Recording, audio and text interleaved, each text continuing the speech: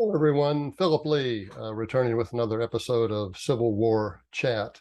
Today is Monday, the 26th of September, 2022. Click on the subscribe button here in the lower right to subscribe to future episodes. And also, if you click on that notification bell in the far upper right, it acts like a voodoo doll. And any Civil War historian that you may not like, it's, I don't know, some anonymous name. If you click on that voodoo doll, he or she will die. So go ahead and do that. Let me go ahead and get started now with the narration. So today's topic is, does Confederaphobia cause a military recruiting deficit? A governmentally sanctioned hatred of Southerners, which can be encapsulated in a word, Confederaphobia, may be a major cause of our military recruiting shortage, which may be as high as 40% this year. As America's most traditional region, the South has long accounted for a disproportionately large share of military recruits. The most recent public data, at least that I've been able to find, shows that 41% of the military recruits to our volunteer military come from the South, even though the region represents just 33% of America's population. On average, therefore, the Southerner has a 25% greater propensity to volunteer than does the average American. But if you compare that to the other Americans outside the Southern region, it means that the Southerner has a 41% greater tendency to join up than does the youth of the other regions collectively. The Confederate warrior has long been an inspiration for his descendants, who gave their lives in defense of America in later wars. Now, they gave up their lives to a government that had laid waste to their homeland. And they did that beginning with the Spanish and American War, then the First World War, World War II, and on up to the present. During the deadliest World War II Battle of the Pacific Theater, for example, the first American flag to fly over the Japanese fortress at Okinawa was a Confederate battle flag. It was not put there by a Southerner. It was put there by a Marine company to honor their South Carolina commander, who was cut down with a paralyzing wound during the mopping up process. When he left Okinawa, he went back to South Carolina and led the rest of his life from a wheelchair.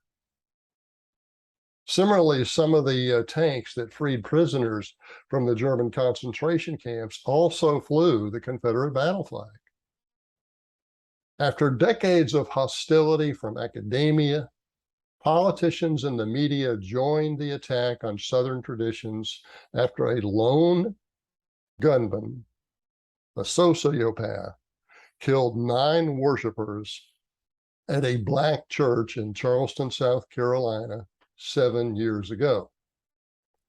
At that time, in 2015, most Americans considered Confederate monuments to be symbols of regional pride, not celebrations of racism, as the current narrative would have you believe, and is basically forcing you to believe. Many Americans are being forced to believe that.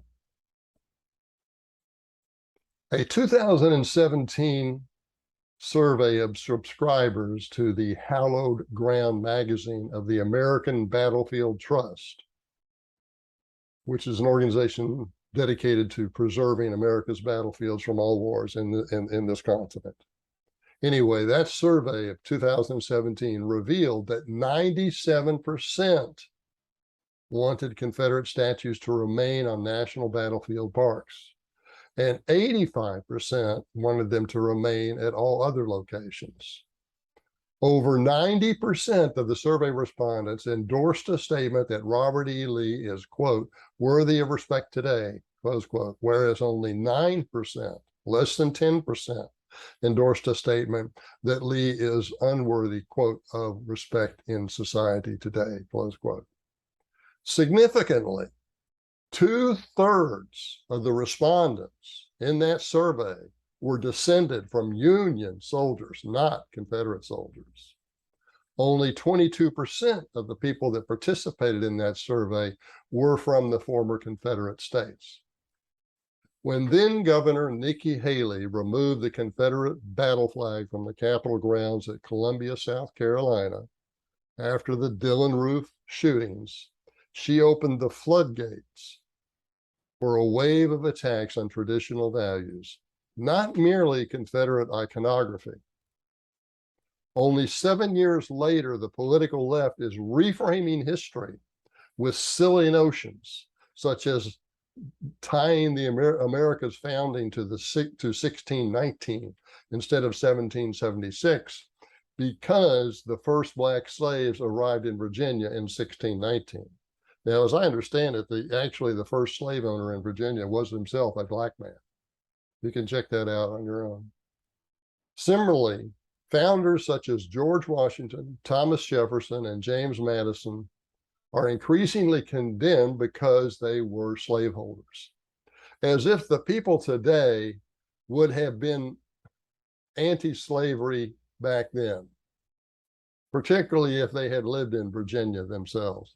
That is an arrogant, it's a supercilious assumption.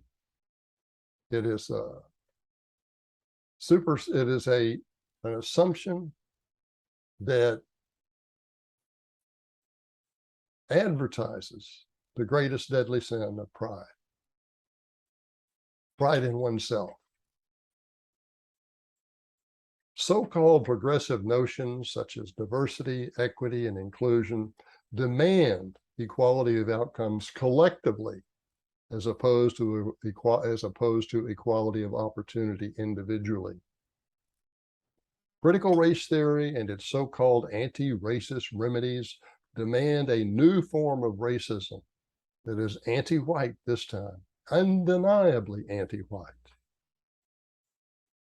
Otherwise, why would Pell Grant recipients be allowed to get a $20,000 forgiveness on student loans as compared to only $10,000 for everyone else, when you consider that 60%, I believe it's actually 58%, of all Pell Grant recipients are Black? Why is it also that this $20,000 forgiveness of student loans for Pell Grant recipients would be able to be applied in a household that earns as much as $250,000 a year? So-called gender preference and pronoun selection is confused with gender dysphoria and mental illness. All of this has been imported into the military.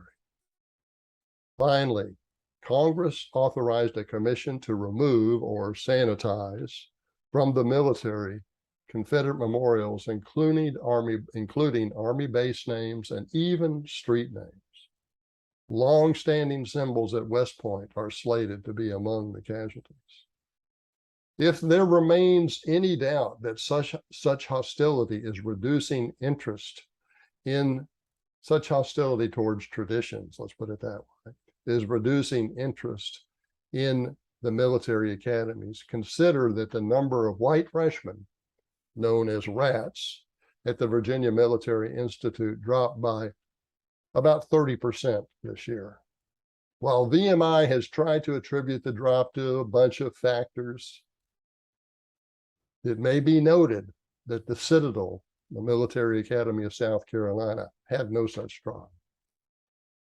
It is VMI, Virginia Military Institute, that is on a mission today to destroy their meritocracy on the altar of so-called diversity, equity, and inclusion, critical race theory, and censorship of dissenting voices, including those at the Cadet student newspaper. The Cadet is the name of the newspaper. It's really an off-campus newspaper run by some VMI students. If the military wants to meet its recruitment goals, which it increasingly appears likely they will fail to do by a significant margin, the military might consider to try transforming itself back into an organization that wants leaders instead of snowflakes. Okay. If you'd like to, let me just recommend this book to you, The Confederacy at Flood Tide. If you'd like to look at a time when the Confederate warriors were at their peak performance, The Confederacy at Flood Tide is your book. It's $22 at Amazon. If you want to get an autographed copy from me, it's $27, and I will cover the postage. If you want that autographed copy, email me, Phil, Phil _ Leigh, LEIGH at me.com. That's The Confederacy at Flood Tide by Philip Lee. It covers the 6-month period when the Confederacy was closest to winning its independence. Okay, that's our show for today, and thank you for watching.